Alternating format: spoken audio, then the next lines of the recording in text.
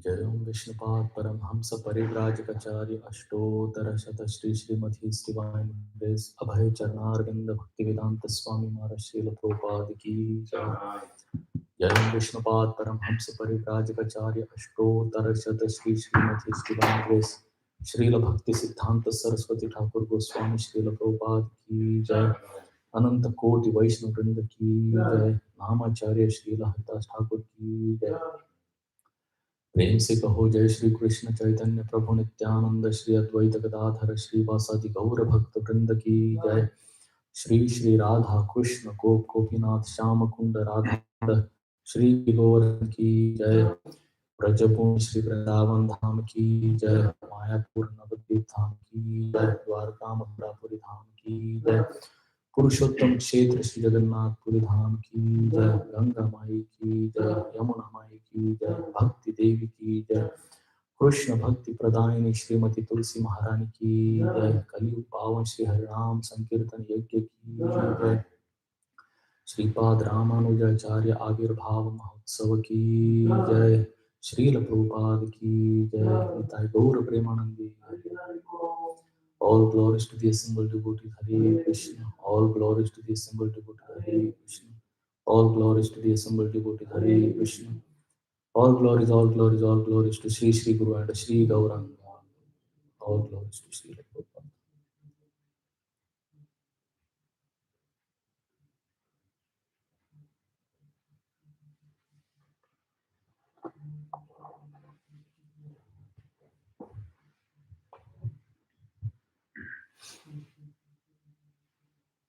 Om Namo Bhagavate Vasudevaya. Om Namo Bhagavate Vasudevaya.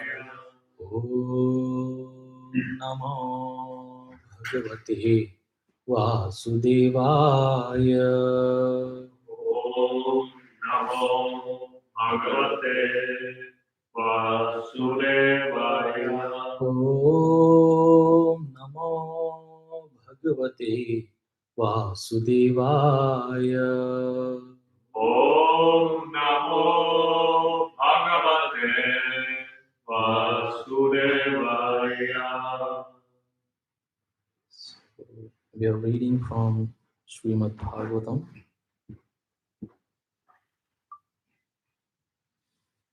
Canto 5th, Chapter 16, text number 20 and 21.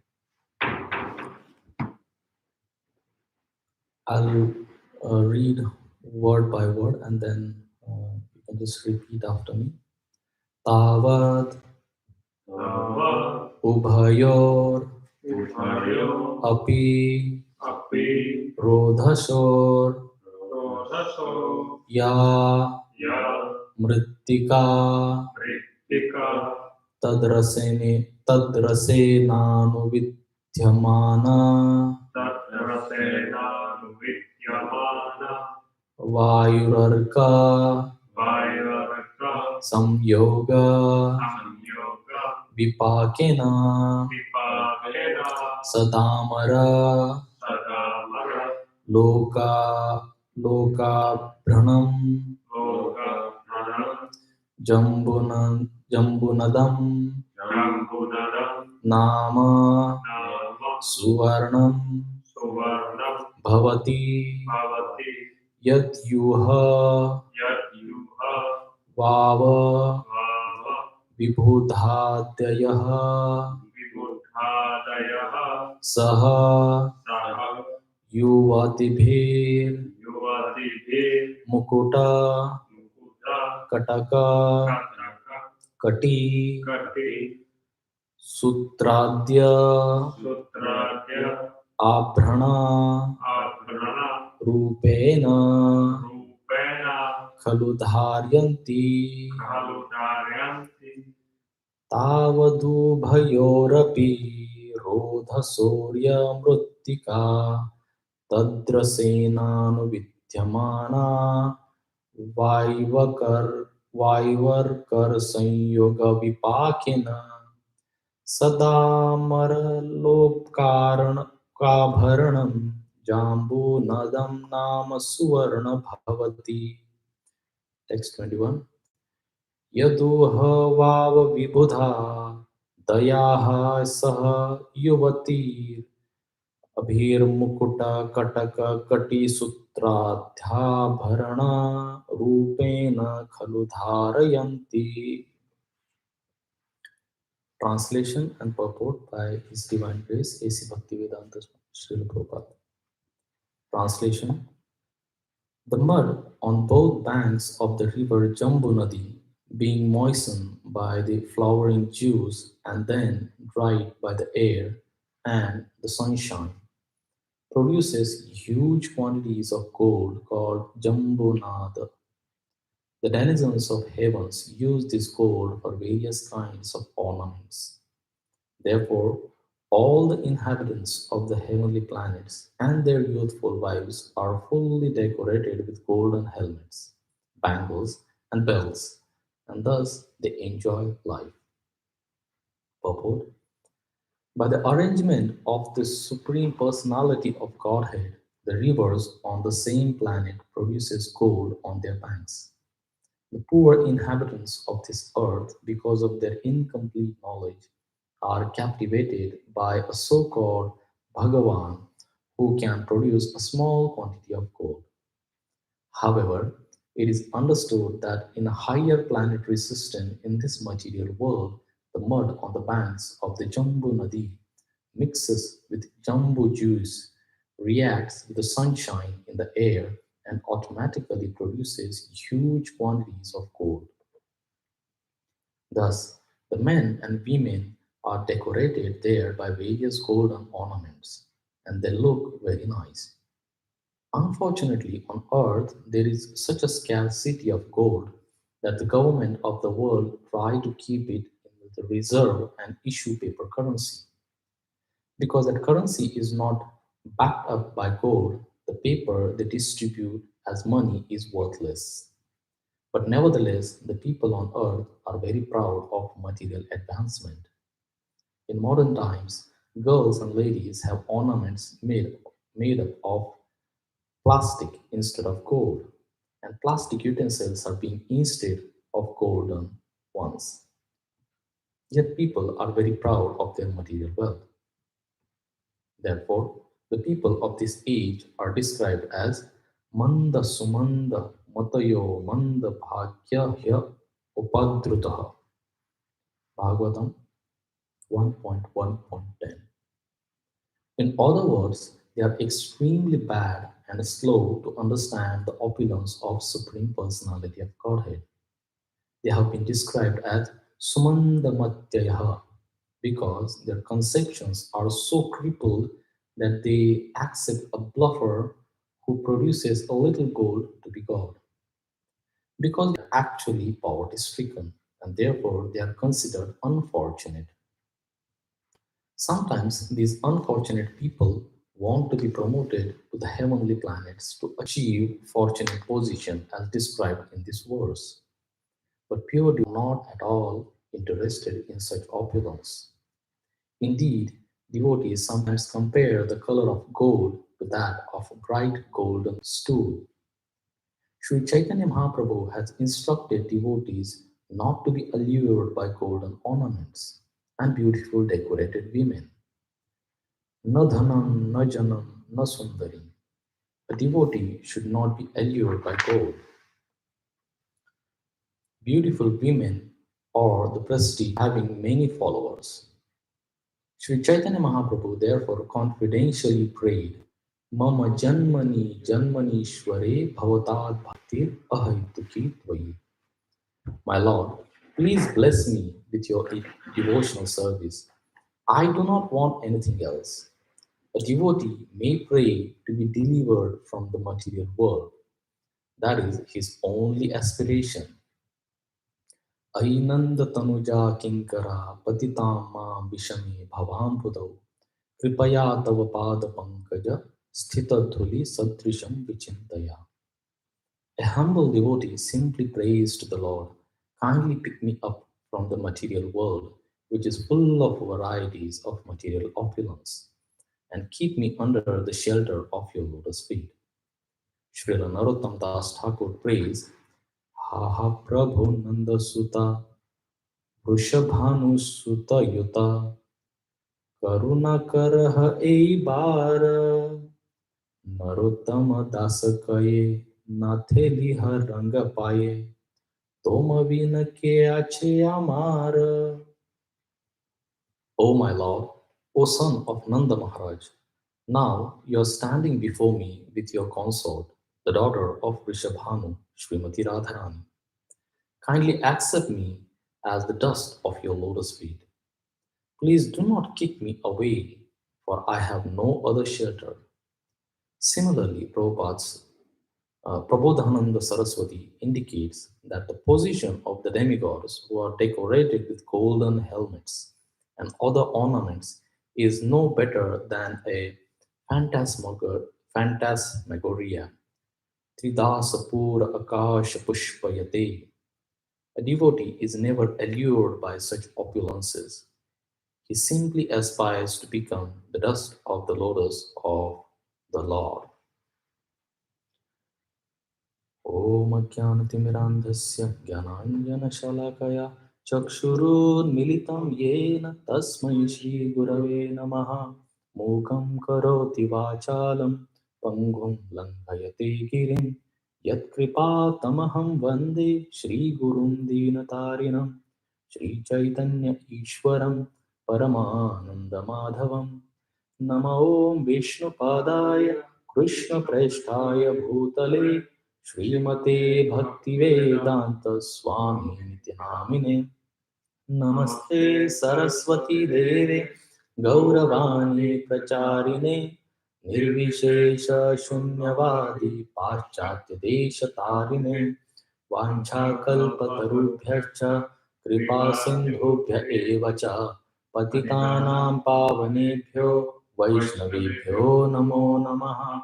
जय श्री कृष्ण चैतन्य प्रभु नित्यानंद श्री अद्वैत गदाधर श्रीवासादि गौर भक्त वृंद हरे Krishna Krishna Krishna Hare Hare Hare Ram Ram Ram Hare Hare Hare Krishna. So the very wonderful section of Srimad Bhagavatam. A lot of intellectual stirrings are ongoing in this canto, and especially in these chapters.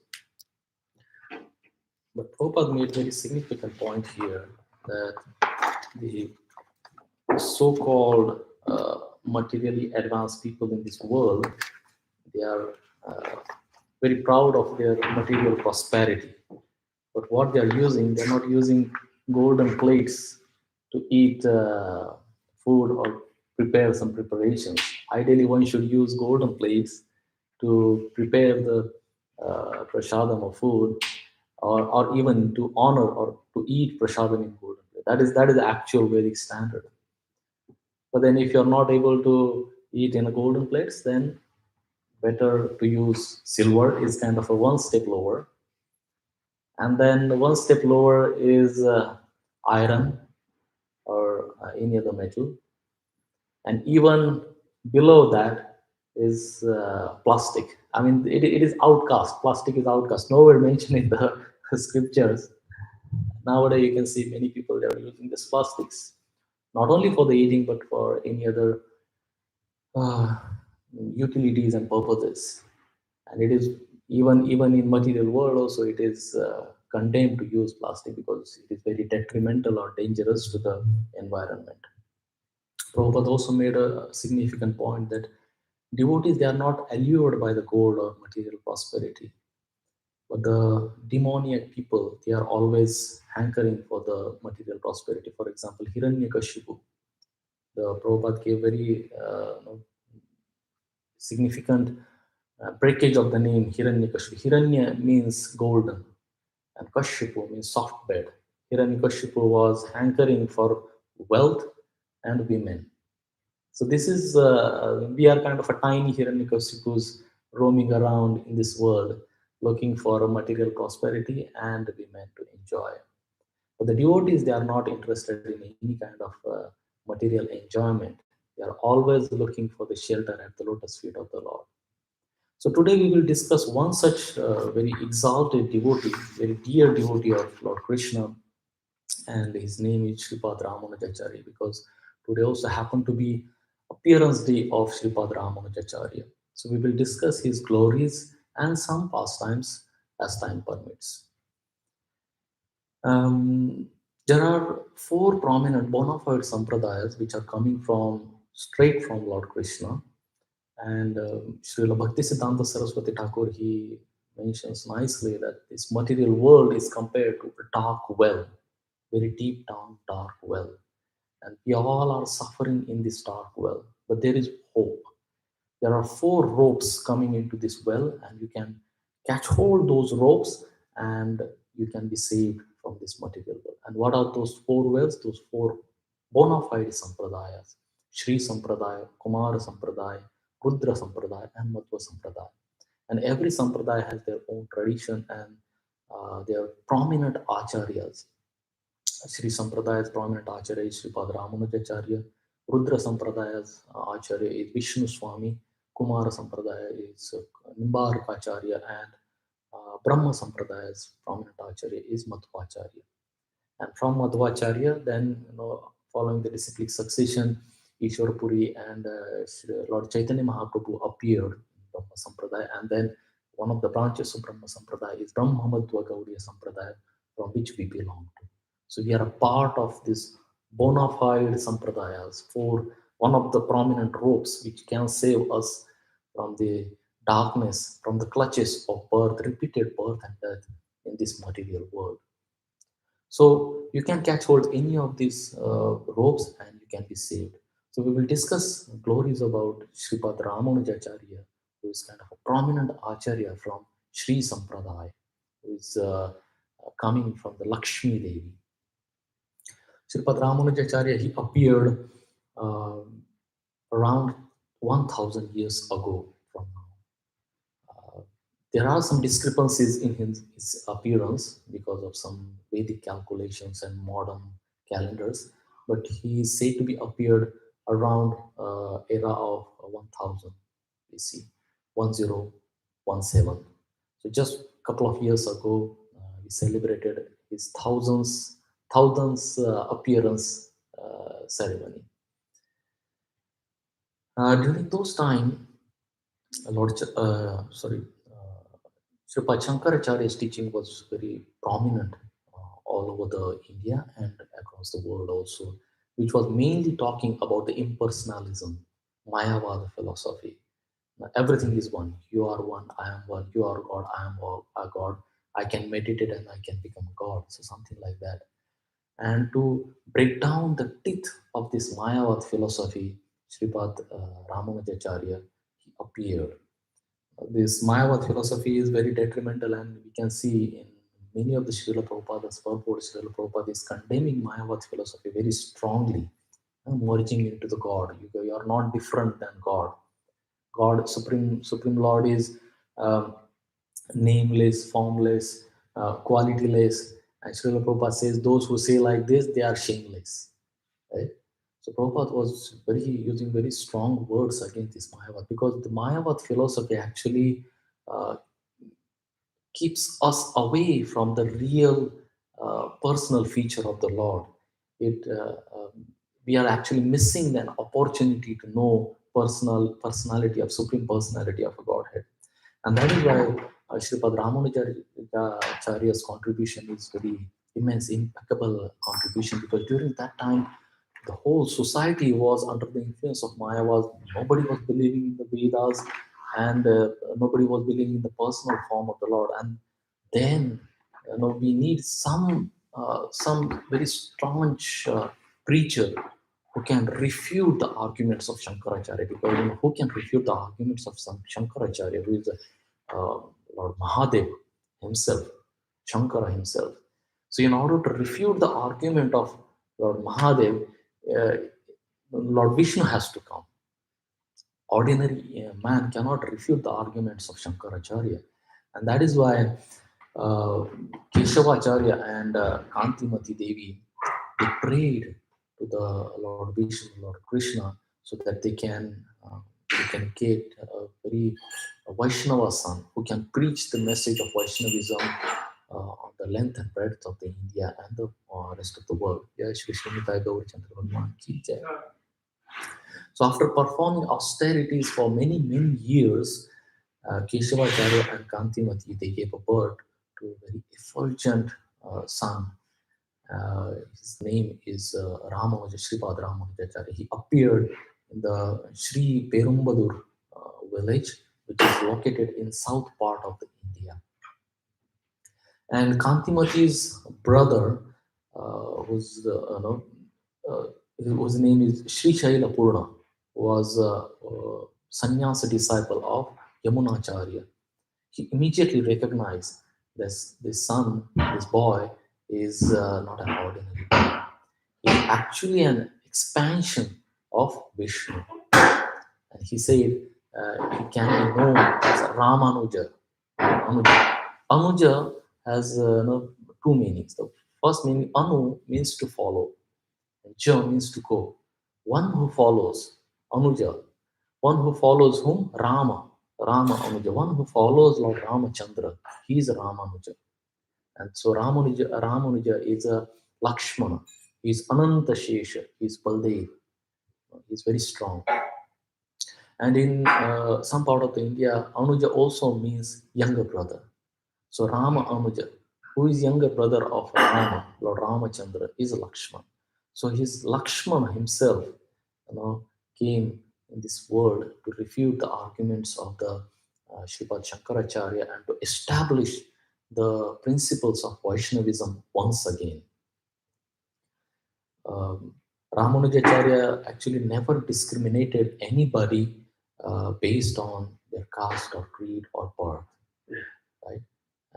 And that was the time when the smart brahmanas, they were really prevailing in the Indian society, and the brahmana or shudra, they were recognized based on their birth, not based on their qualities. And Prabhupada actually used very strong words also in this regard. I don't know, Prabhupada says that Lord Krishna, he's omnipotent. And what does omnipotent mean? He's all powerful. His power is not exhibited only to lift the Govardhan hill and to do some Herculean task. He is omnipotent because Lord Krishna, he can make a man born in a Brahmana family as degraded as a low-born dog eater. And on the other hand, he can make a man who is born in a low-born dog eater family to be as elevated as a Brahmana family. So the Brahmana is not a caste based on a birthright. Brahmana is not a birthright. Prabhupada also mentioned it's very loud and clear in many purports. Brahmana is not a right birthright. One may get birth in a Brahmana family, may have more facilities to become a Brahmana, just like a person getting a birth in a doctor family has more conducive facilities to become a doctor. But that doesn't mean, that doesn't assure that son become a doctor again. Son has to get that qualification in order to become a doctor. So similarly, one who is getting a birth in a Brahmana family definitely has a conducive environment to become a Brahmana, but it is not his birthright. He has to acquire those qualifications. Only after acquiring that qualification, a person can become a Brahmana. Otherwise, he just become just, Prabhupada uses this term, Dvijabandhu. He may take birth in a Brahmana family, but if he is not following the principles of a Brahmana culture, then he is as degraded as, he's considered to be as degraded as a low-born dog eater family, Shudra, right? So, birth or caste is not based on the birthright.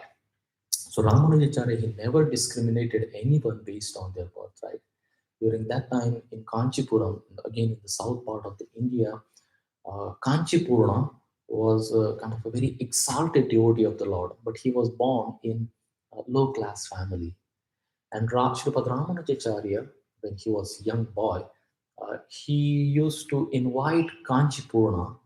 uh, he was one of the very few people who would invite Kanchipurna to their home and offer prasadam to Kanchipurna and do all the menial services to Kanchipurna. And Kanchipurna would feel really, ashamed of himself because Ramanujacharya, he was a Brahmin actually. How and he would mention Kanchipurna would always mention that how can I, a person like me who is a Shudra, low-born person, accept the services from a devotee like you who is born in a Brahmana family? And then Ramanujacharya would often say that, if me being born in a Brahmana family becomes an hindrance for me to serve you, Kanchipurna, then being born in a Brahmana family is not a blessing for me, it is a curse for me. So this is how the Ramanujacharya would treat the exalted devotees of the Supreme Lord.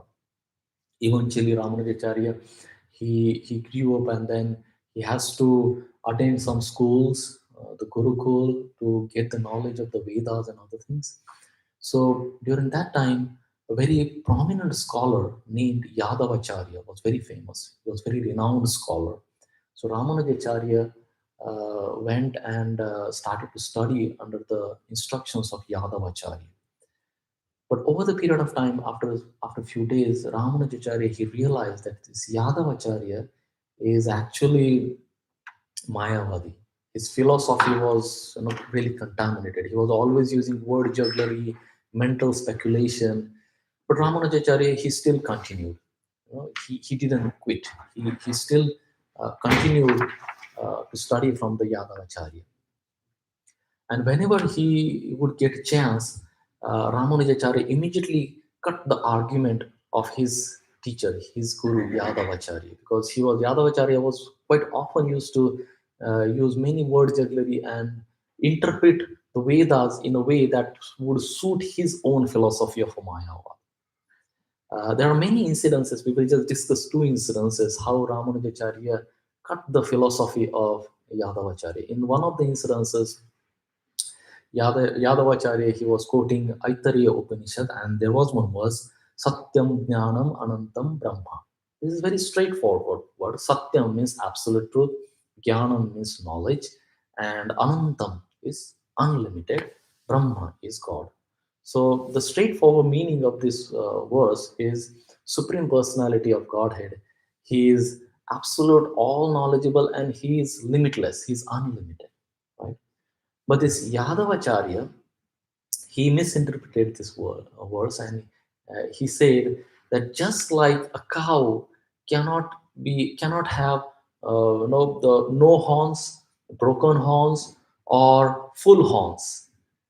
Cow cannot have all these horns simultaneously. Similarly, Lord cannot have all the forms simultaneously. Lord can have only one form at a time. And then Ramanujacharya, he couldn't digest it. He just immediately refuted that argument then and there itself. And he gave very nice example. He said, you see, just compare the flower. Flower can have a form, flower can have a texture, flower can have a color, and flower can have a fragrance also. Ordinary material flower can have many forms, many qualities simultaneously at the same time. Why can't the source of this material world, who is the Supreme Person, have a form and no form simultaneously? So he immediately cut that argument. So Yadavacharya, he was actually speechless at that time because whatever he was, Ramanujacharya was presenting was very logical, but Yadavacharya was angry with him, but he didn't say anything. And then, in another incident, just like Ramanujacharya mentioned in that argument also, that Lord can be very near to us, and far away to us also. He can, just like in Isha Upanishad also, it is mentioned that Lord can walk and doesn't walk. He can be within everything and he can be outside everything. So these are kind of very complicated things for a person like us to understand. These are inconceivable potencies of the Lord. We cannot understand these inconceivable potencies. But Srila Prabhupada made it very crystal clear for us. And Srila Prabhupada, he said that Lord can be very near to us and he can be very far away to us. He can be near to us as a Paramatma in our heart, right? He can be very near to us for the surrendered soul, but he is far away from us as a supreme personality of a Godhead in the Vaikuntha for the non-surrendered people. Na tad bhasayate suryo na shashanko na pavakaha yadgatva na nivartante tad dhamam paramam. He is so far, far, far away from us. But those who are surrendering, ye yatha mam prapadyante, tam sataiva bhajamyaham, mama vartamanu vartante, manushya partha sarvasa. Lord Krishna, he says in the Bhagavad Gita, I reward you as per your surrender. So as you surrender to the Lord, then the Lord reveals you. Then you feel Lord very close to us. Similarly, Lord is within everything. And Paraman, what is that from Samhita? What is it? Lord is situated in every atom. And at the same time, in Virata Rupa, he is outside of everything. Mother Yashoda, he was seeing all the universes in the Lord Krishna's mouth. And she was seeing herself also in his mouth, watching him inside his mouth. And she was still outside of Krishna. So these are very inconceivable potencies. So Yadavacharya, he just kept silent. And then he didn't say anything, but he was angry. In another incident, Yadavacharya, Ramanujacharya, he was massaging the body of Yadavacharya. And then there was Yadavacharya, he was quoting another verse from the Chandogya Upanishad. And the verse was, Tasya yatha kapyasam pundarikam eva akshini. And then Yadavacharya, he uh, misinterpreted this verse once again. The akshini means eyes, and pundarika uh, means supreme Lord. And Kapyasi, Kapi means monkey. Kapi Dhwaja. In Bhagavad Gita, it is mentioned that on Arjuna's chariot, Kapi Dhwaja. Arjuna's chariot is Kapi Dhwaja. Hanumanji, Kapi is Hanuman. Hanumanji is residing on the flag of Arjuna's chariot. So Kapi means monkey, and Asa. Asa has very not good meaning. Asa means the back rear part of a monkey, a butt in a very rough language. So this Yadavacharya shamelessly actually literally converted this verse meaning, which is having very bad interpretation. He said, he compared the lotus eyes of the Supreme Personality of a Godhead to that with the rear part of a monkey, reddish like a rear part of a monkey. And this was, very disheartening to Ramanujacharya. Ramanujacharya started crying, tears started coming from his eyes, really hot tears. The hot tear means it's kind of a sign of a distress. And then those tears started to drip down on the body of Yadavacharya. And Yadavacharya saw that Ramanujacharya is crying. And Yadavacharya said, "What happened to you?" And Ramanujacharya, he was very morose, and he said, "This is how you interpret the scriptures." Right? And Yadavacharya, he was also very angry because he was actually supposed to be you're supposed to be my disciple, and you're arguing with me every now and then, and you're now you're going to tell me how to interpret the scriptures. Yadavacharya said, if you think yourselves to be so scholar, then you tell me the exact meaning, the proper explanation of this verse. And then Ramanujacharya, he gave proper explanation to that verse. He said the kapi means monkey, that is true, but he actually used another sandhi. He said ka means water, and pi means pibati, means one who drinks the water. And then he gave the a proper explanation that the stalk of a lotus flower is also called kapi because it is drinking the water from pond, and giving all the energy, all the nutrients to the lotus flower. So kapi means stalk of a water. Kapi has also another meaning. Kapi means sun, because sun god, he's also extracting the water. He's also drinking the water. He's drinking all the dirty places, the water. Sorry, he's drying up all the dirty, abominable stuff which is lying on earth. He's also drinking the water from our body. That is why we need to drink water all the time. So he said kapi has two meanings. Either Lord's lotus eyes can be compared with the stalk of a lotus flower, or Lord's lotus eyes can be compared reddish like the sun. And this is how the Ramanujacharya refuted the arguments of Yadavacharya. But Yadavacharya, he couldn't digest it. He considered it to be an insult to himself, because your disciple is arguing with you in front of all other disciples. So it was kind of an humiliation for Yadavacharya. So Yadavacharya, he didn't say anything, but inside he was very angry. So he made some conspiracy against Ramanujacharya, because Ramanujacharya was becoming a threat to his position, to Yadavacharya's position. So Yadavacharya, he decided to kill Ramanujacharya with conspiracy, and he invited some of his confidential disciples and told them that this Ramanujacharya is a threat to my position, and we should kill him with some conspiracy. So Yadavacharya disciple, they called out Ramanujacharya and they said, "Hey, let us go to the Ganga river, take a very nice dip, because once one who takes a dip in a Ganga river is actually purified and goes back to Supreme Personality of Godhead once again." So poor innocent Ramanujacharya, he didn't know this conspiracy. He accepted that invitation, and they started to walk to the all the way from north part of the India. Ganga River is in the all the way from south part of the India. River is located in the north part of the India. So they started walking days after days, months after months.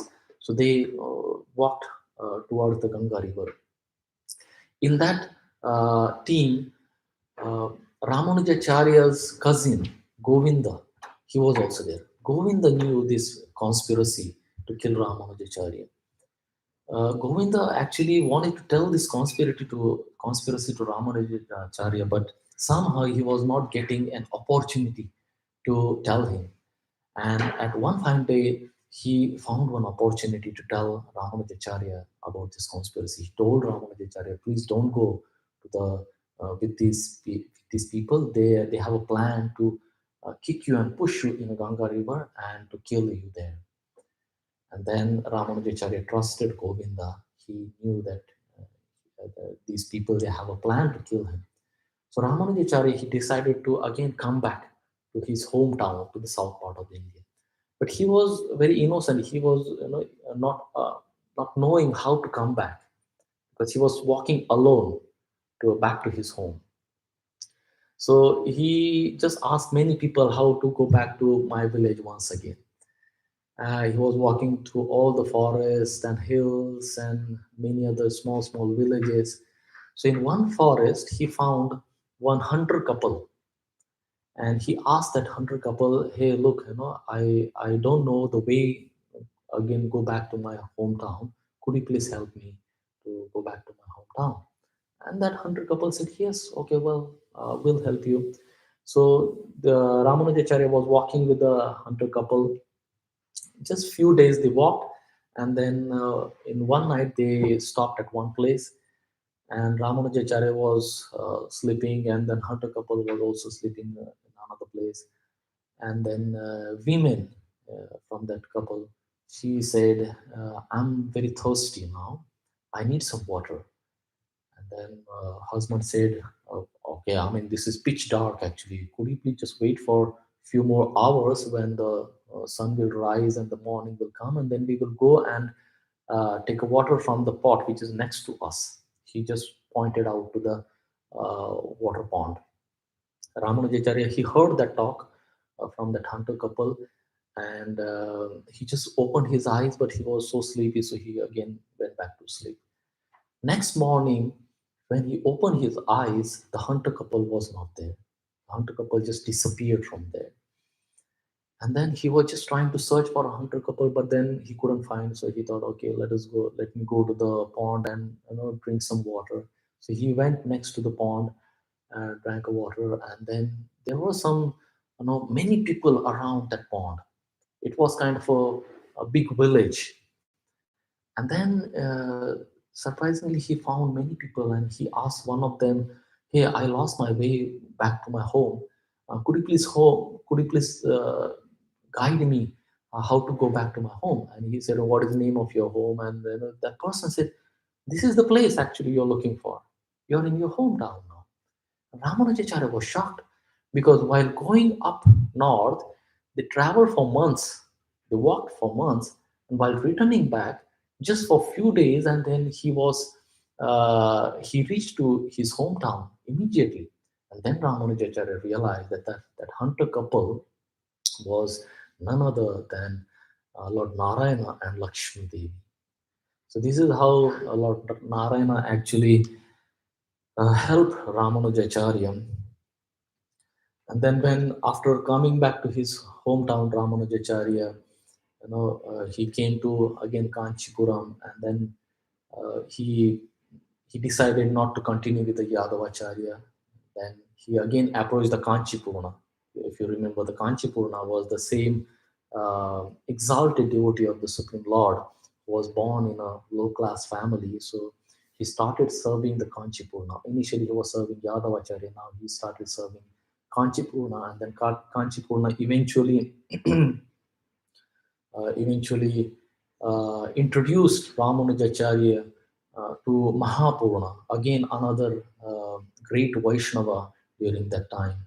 And then Ramanujacharya served Mahapurna, and then Mahapurna introduced him to the Yamuna Acharya.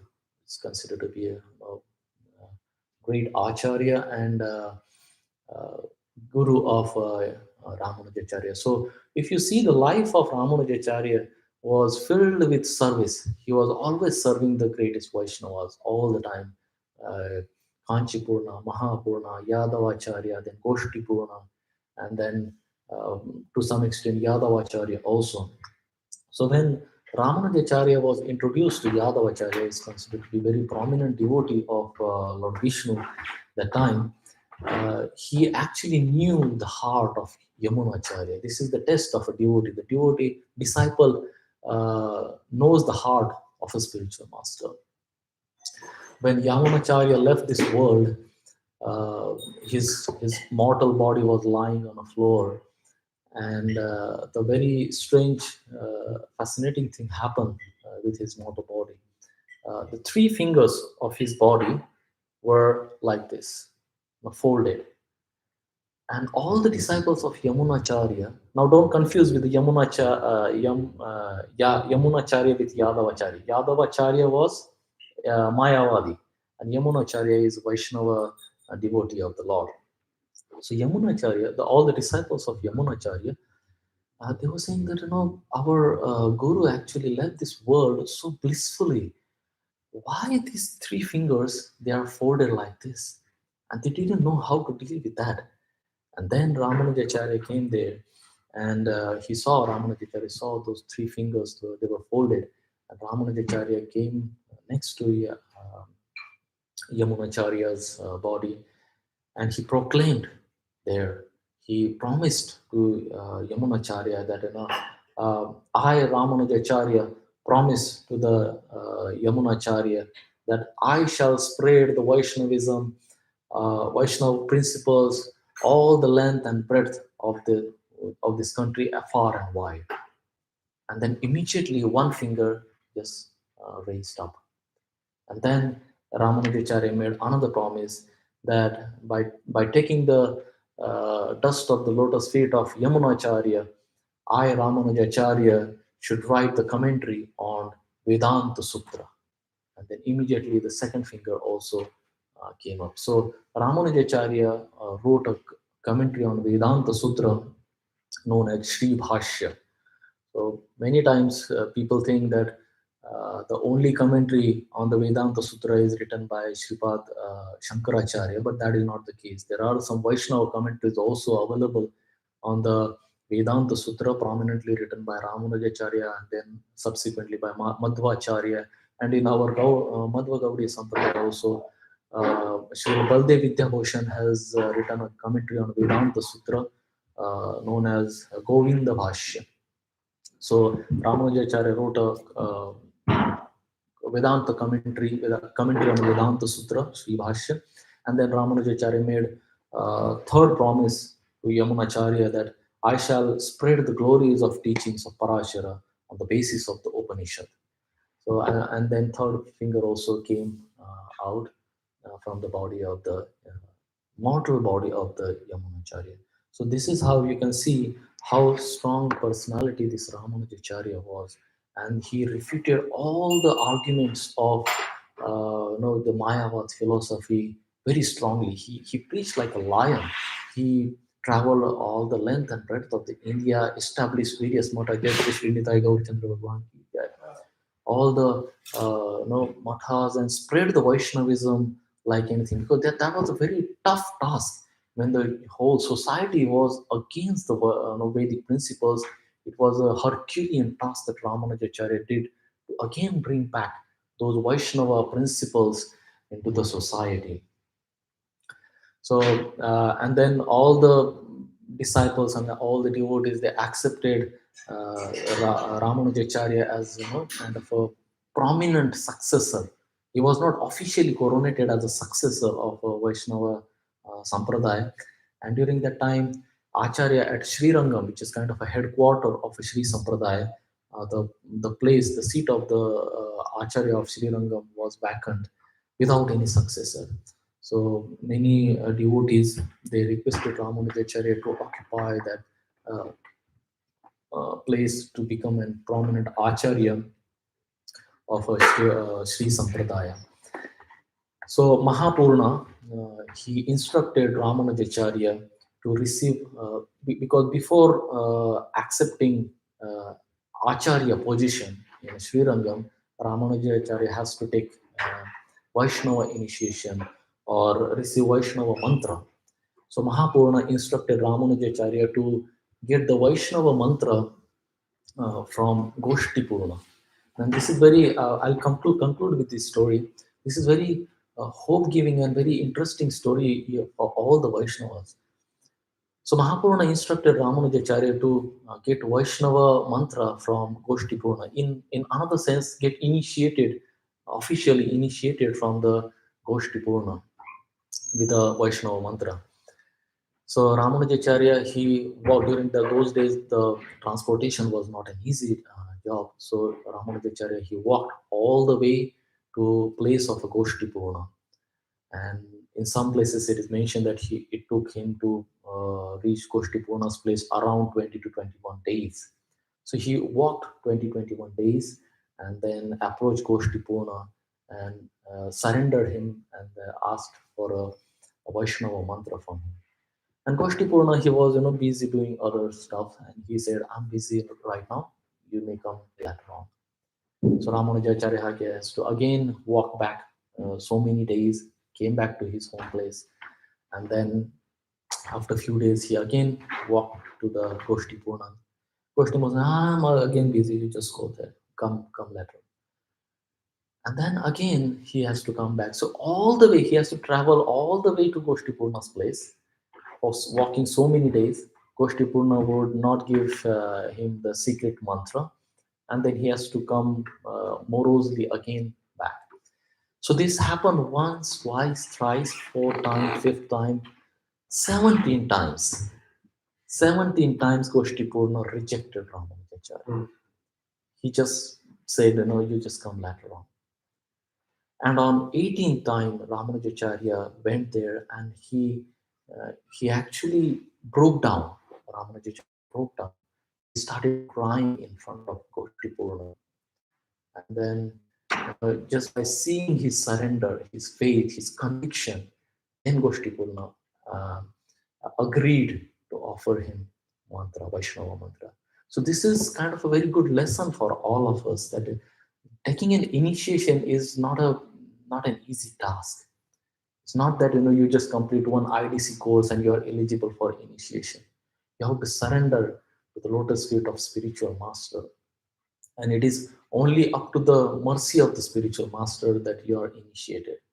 It is not we should not take initiation so cheaply that you just approach one spiritual master and he says no, I don't have a time. Okay, I'll approach another one then.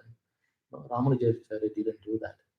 He followed 17 times. So those who are actually aspiring for an initiation, they should take the blessings of Ramanujacharya so that we can have that conviction, we can have that surrender attitude in order to serve the lotus feet of the Sri Guru. And those who have already received the initiation, we should pray to the Ramanujacharya to have that conviction, to have that faith in the lotus feet of the spiritual master. So this is very hope-giving incidents. So Goshti Purna, he said, okay, now I can give you secret mantra, but this is actually confidential. This is secret mantra.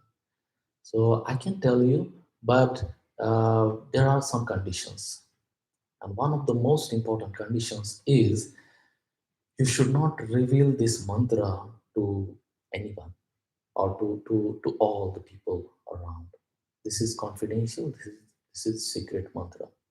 So this is a condition in order to get this mantra. And then Ramanujacharya just thought for a while. And then another condition was, if you breach this promise, then you should go to hell. So this was the condition.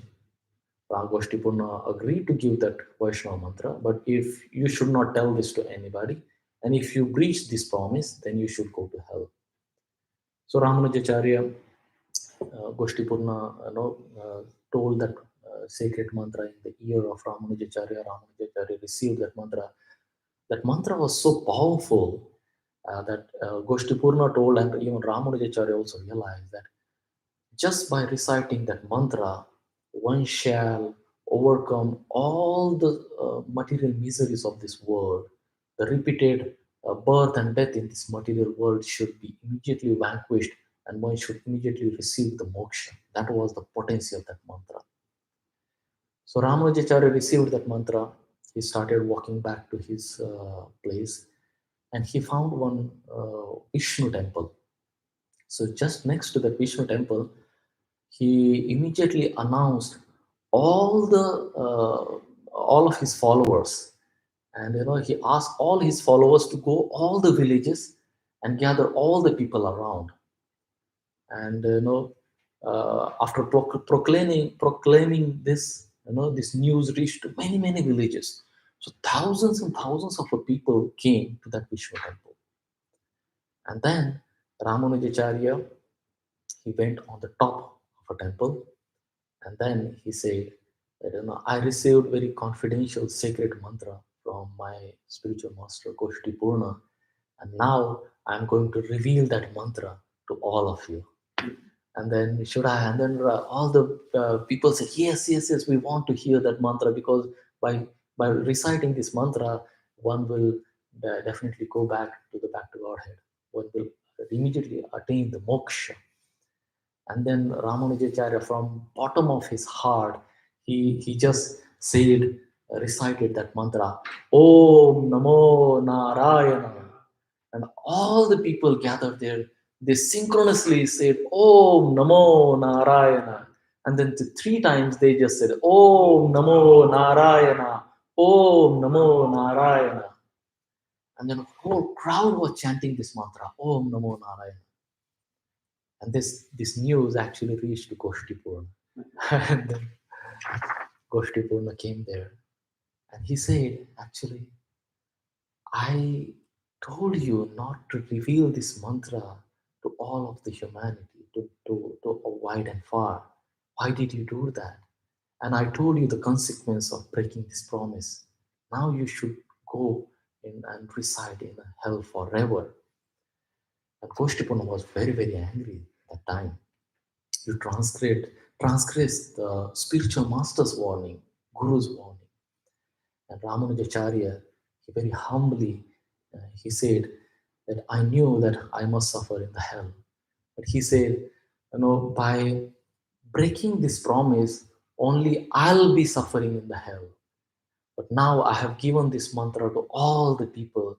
So all these people, they'll be spiritually elevated, and they will be saved from the hellish material world. So after hearing this response, Goshti Purna, he was overwhelmed, and he was pacified, and he actually appreciated the broad-mindedness of Ramanujacharya. And then Goshti Purna, he declared that Sri Vaishnavism would be thereafter known as Ramanuja Darshanam, light of the Ramanujacharya, light of Ramanuja. And then his life and glories are going on, and we don't have a sufficient time to discuss all of those. So his old guru Yadav Prakash, he also surrendered Ramanujacharya, and then old guru became a disciple of Ramanujacharya. Yadav Prakash, sorry, Yadav Prakash became a disciple of Ramanujacharya. So Ramanujacharya lived over 100 years on this planet Earth, and he preached very strongly and profusely, refuting the arguments of Mayavada, and he especially established Vaishnava principles once again, because the Vaishnava principles were totally dismantled and totally dissolved with the influence of Sripad Shankaracharya's teaching. So Ramanujacharya established all those principles, especially the deity worship and all other principles, very with meticulous deity worship. All the details he has mentioned during his preachings. So this is how the glories of Ramanujacharyas are there. And today is very auspicious day of his appearance day. So let us pray on his most auspicious day of appearance day of Sripad Ramanujacharya, that we should get the very strong faith and conviction like Ramanujacharya, to always follow the instructions of the our guru, spiritual master, and assist him in the preaching mission like a lion. Thank you all very much. Hare Krishna. Grantaraj Srimad-Bhagavatam ki jai. Jai. Jai. Gaurav Bhakti. Jai.